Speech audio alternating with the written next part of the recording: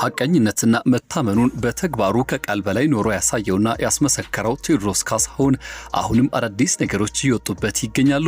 ከሰዋሰው መልቲሚዲያ ጋር የተለያዩበት ጉዳይና እንዲሁም ደግሞ ከዚያ ጋር በተገናኘ 33 ያክል ሚሊዮን ብር ቴዎድሮስ ካሳሁን ቴዲ አፍሮ እንዲመልስ ስላደረገው ክስተትና ጉዳይ እናነሳለን።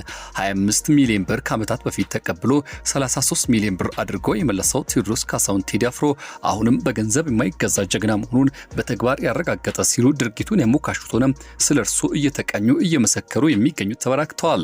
በመኖሪያ ቤቱ የተገኙት ዶክተር ወዳጄነህ መሐረነ ስለርሱ የሰጡትን ምስክርነት ዋቢ አድርገን እንዲሁም ደግሞ ከሰዋሰው መልቲሚዲያ ጋር የተያዘውን ጉዳይ በተመለከተ እውነታውን ከምንጩ አጥርተን ልንነግራችሁ መጥተናል። ውድ ቤተሰቦቻችን እንዴት አላችሁልን? ይህ ኢትዮ ግሎባል 360 ኒውስ ነው። ለቻናላችን አዲስ ከሆናችሁ ሰብስክራይብ እንድታደርጉ በአክብሮት እንጋብዛለን። ቪዲዮን ከወደዳችሁት ላይክ እንዲሁም ሼር በማድረግ ሌሎች እንድታካፍሉ እንድታጋሩ እየጠየቅና እየጋበዘን የ33 ሚሊዮን ብሩ ጉዳይና እንዲሁም ደግሞ ስለ ቴዎድሮስ ካሳሁን ቴዲ አፍሮ አሁንም እየታዩ ያሉ ምስክርነቶችን በዝርዝር እንቃኛለን። እስከ ፍጻሜው አብራችሁን ቆዩ። ቴዎድሮስ ካሳሁን ቴዲ አፍሮና ሰዋሰው መልቲሚዲያ ጋር የተፈጠረው ጉዳይ እውነታው ከምንጩ ተረጋግጧል። ቴዲ አፍሮ ከሰዋሰው መልቲሚዲያ ጋር የነበረውን ውል ያፈረሰበት ምክንያትም የተረጋገጠ ሲሆን ብሩንም መመለሱ ከዚህ ቀደም በነበረው የዘገባ ሰዓታችን ለእናንተ መንገራችን ይታወቃል።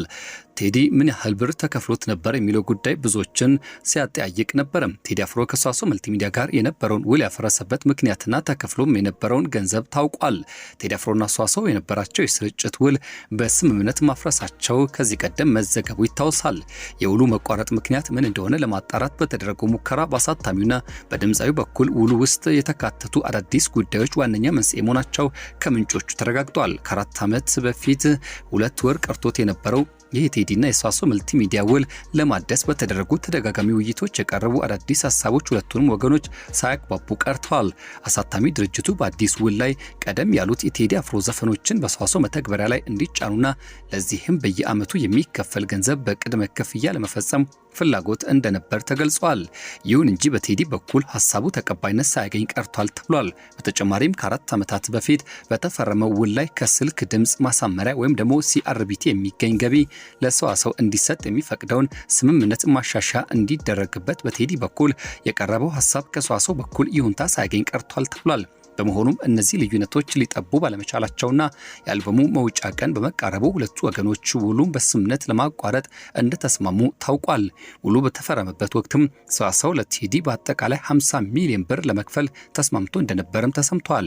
በመሆኑም በውሉ መፈረም ወቅትም ድምፃዊ ግማሹን ማለትም 25 ሚሊዮን ብር ተፈጽሞለት እንደነበር ከድምፃዊ ማኔጅመንት አባላት አንዱ የሆኑት ማህሌት ሰለሞን ለኢትዮጵያ ሊንክ ተናግረዋል። አክለውም ቴዲና ሰዋሰው ከ4 ዓመት በፊት ኢትዮሪካ የተሰኘውን የድምፃዊ አልበም ለማውጣት ስምምነት ላይ ደርሰው ነበር። ነገር ግን በተለያዩ ሁኔታዎች ምክንያት ውሉን ለማደስ መግባባት ላይ ባለመደረሱ በስተመጨረሻ ውሉን በሰላማዊ መንገድ ለማቋረጥ ተስማምተናል ሲሉ ነግረዋል። ከ2 ሳምንት በፊት ቴዲና ሰዋሰው ያልተሳካውን ውል ማደስ ውይይት ካደረጉ በኋላ ቴዲ ቀደም ብሎ ተከፍሎት የነበረውን 25 ሚሊዮን ከ4 ዓመት የባንክ ወለድ ጋር ታሳቢ ተደርጎ በድምሩ 33 ሚሊዮን ብር ለሰዋሰው እንደመለሰ ከማህሌት ሰለሞን ሰምተናል ሲል ይህ ምንጭ ያብራራል። ስለ ጉዳዩ የተጠየቁት የሰዋሰው መልቲሚዲያ ስራ አስኪያጅ አቶ ሀብቱ ነጋሽ ድምፃዊው ለስራው በሚል በቅድመ ሁኔታ የሰጠነውን ገንዘብ ላይ የባንክ ወለድ ጨምሮ መልሶልናል ብለዋል። አክለውም በስራ ሂደት የሚያጋጥሙ የሀሳብ ልዩነቶች ምክንያት ብቻ ውሉ በስምምነት መፍረሱን አረጋግጠዋል። ቴዲ አፍሮ አዲሱ ኢትዮሪካ አልበሙ ነገ ሐሙስ በራሱ ዩቲዩብ ገጽና በሌሎችም ማድመጫ መንገዶች እንደሚለቀቅ ይጠበቃል። አልበሙ ይወጣል ከተባለበት ቀን ቀደም ብሎ ነገ ሚያዝያ 8 ቀን ከቀኑ 8 ሰዓት እንደሚወጣ የወሰነበት ምክንያት ምን እንደሆነ የጠየቅናቸው የድምፃዊ ማናጀር ማህሌት ሰለሞን ውሳኔው የራሱ የቴዲ እንደሆነና የወር የቀንና የሰዓት ቁጥር ግጥምጥሞች ቴዲ በምክንያት ያደረገው መሆኑን ተናግሯል ሲል መልሳቸውን ሰጥተዋል። በስተመጨረሻ ጉዳያችን ደግሞ ዝምተኛው ቴዲ አፍሮ ሲሉ ዶክተር ወዳጄነህ መሐረነ ስለሱ የሰጡትን ምስክርነትና ያልሰማነውን ጉዳይ እናንሳም። ቦታው መኖሪያ ቤቱ ነው። ፊት ለፊቴ ተቀምጧል። አጠገቡ ባለቤቱ ክብርት አርቲስት አምለሰት ተቀምጣለች። ራት ቀርቧል። ጥያቄ ጠየኩት። ቴዲ ላንተ የተለየ ቅዱስ ስፍራ የት ነው? አስቦ መለሰልኝ ኢትዮጵያ ብሎ ዝም አለም። ያልገባው መሰለኝ። ደግሜ ጠየቅኩት። ማለቴ ከቅዱስ ስፍራዎች ላንተ የተለየ ቦታ የት ነው? አሁንም እንደተረጋጋ መለሰልኝ ኢትዮጵያ አለና አንገቱን ደፋ አደረገ። ለመጨረሻ ጊዜ ሞከርኩኝ። ከአክሱም ከላሊበላ ከግሸን ከመሳሰሉት አንተ ልዩ ቅዱስ ቦታ የምትለው የትኛው ነው?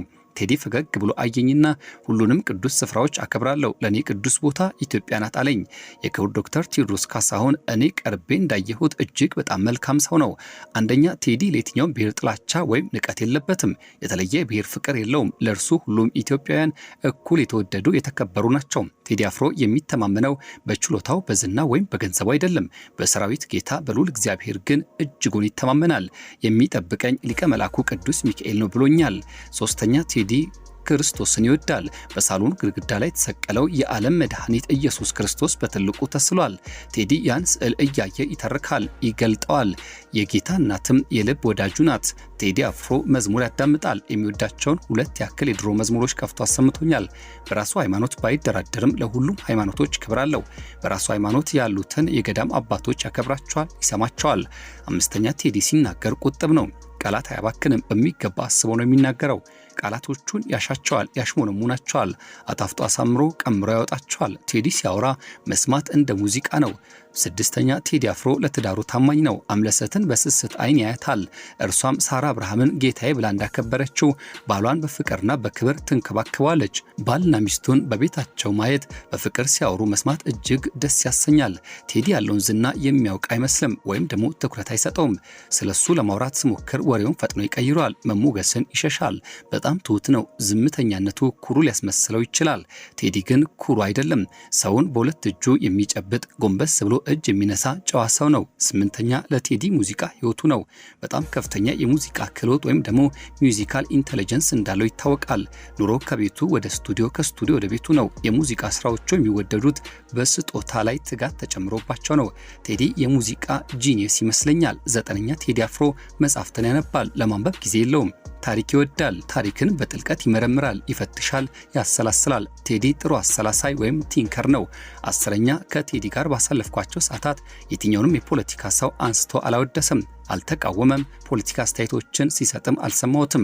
11ኛ ቴዲ አፍሮ ቀርቦ ሲያዩት በሚዲያ ከሚታየው በላይ ልዩ ሞገስ፣ ውበትና ክብርን የተላበሰ ሰው ነው።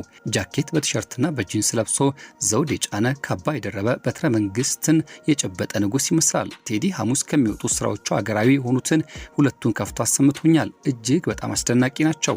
ለሀገርና ለሕዝብ ያለውን ፍቅር የሚያንጸባርቁ ታሪካዊ ስራዎቹ ናቸው። የክቡር ዶክተር ቴዎድሮስ ካሳሁን ስራውን እንዲሰራ እንፍቀድለት። ቴዲ መጥላት ይቻል ይሆናል፣ በቴዲ መጠላት ግን አይቻልም። ንጹህ በሆነው ልቡ ውስጥም ጥላቻ የለም።